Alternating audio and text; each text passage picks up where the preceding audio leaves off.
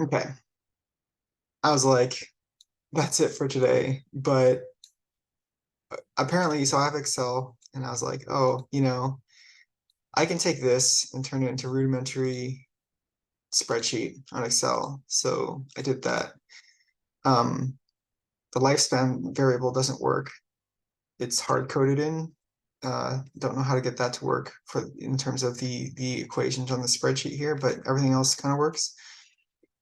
So here's a system where there's a one growth rate, which is population doubling. So one represents the population doubling every single year. A zero would be no growth. Anyway, so here's the growth of A and growth of B. You can see that the differential percentages increase as time goes on. So like if they have the same fertility rate and that fertility rate is doubling, then you get this 61% difference in population values after 30 years. And you can go to like 2 and 2. And you can see that it's 20% after 30 years for if the population triples in size year over year, and there's a 5-year lifespan. And then you can just go like 3 and 3, and you can see, oh, there's only a less than 10% difference. So the higher fertility, you get this reduction. And the question was, for me anyway, what fertility is required? What difference in fertility is required for B to outcompete A? And so here, anything negative is where A is outcompeting. So a 1.1. So if the growth of B is 1.1 and the growth of A is 1, this is only 10% difference in the growth rate. You get B outcompeting. If you go down to 1.01, oops, A is still outcompeting. So then you go to 1.02. Okay, A is still outcompeting. It's 2%, 3%. Okay, 4%. Oh, so B outcompetes for a little bit, and then it comes back to A outcompeting. That's a 30% differential. If you go to 5, B is outcompeting for about 5 years after the force of death starts to set in, and then afterwards but it's a lot lower. And then you go to 6, it barely comes back to 2% difference after 30 years in the population numbers. But B is outcompeting this entire time. And then if you go to 7, then B is outcompeting. So it takes a 7%, and not only is it outcompeting, it's rising with time. So as long as there's a 7% increase in fertility, an organism that has a lifespan of it. I mean, I'm not sure how it will change if it's 5 versus 10.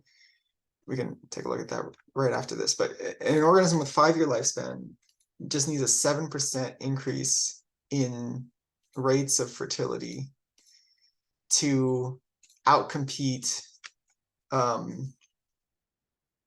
what's it called? An immortal population. So that's interesting. What it also means is that if fertility drops by 7%,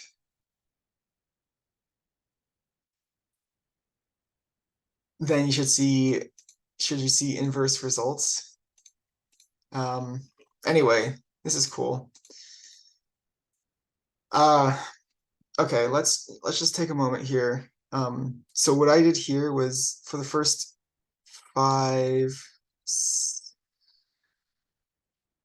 what are these? Oh, that's a differential. What is this? Population.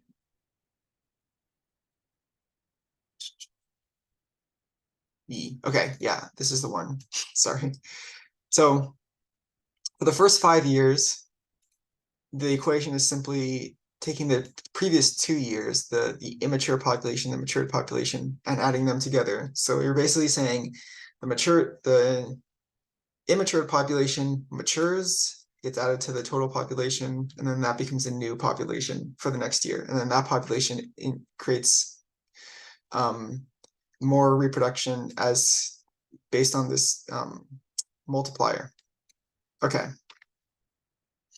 So now,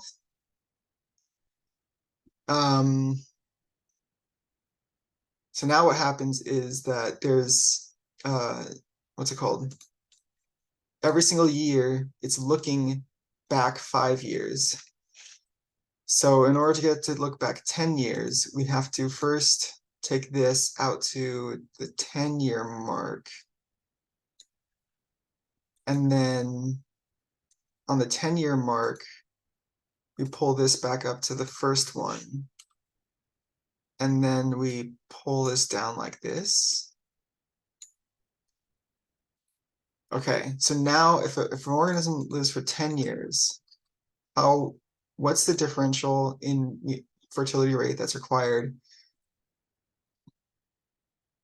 1.00, so 1%, 0.1% still does it. 0.001% does it. Oh my God.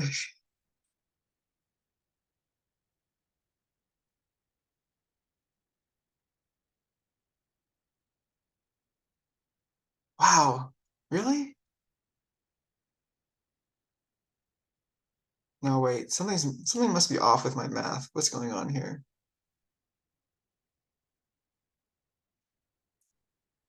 6% growth rate. Okay, so it's 10, G14, G15. Wait, what? Oh no, sorry. It's the population.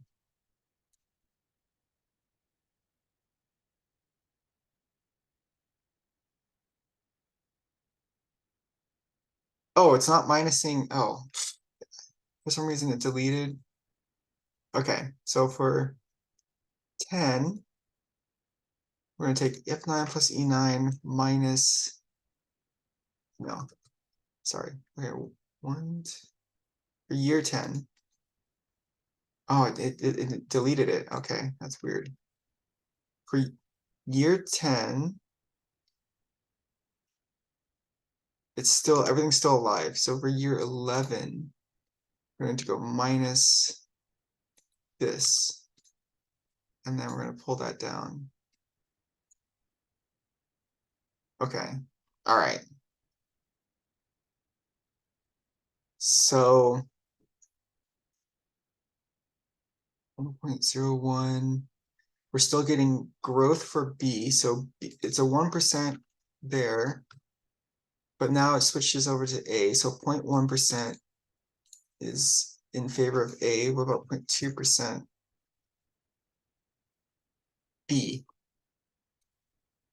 So for an organism with a 10-year lifespan, you just need a 0.1% increase in fertility rate to see B outcompeting A.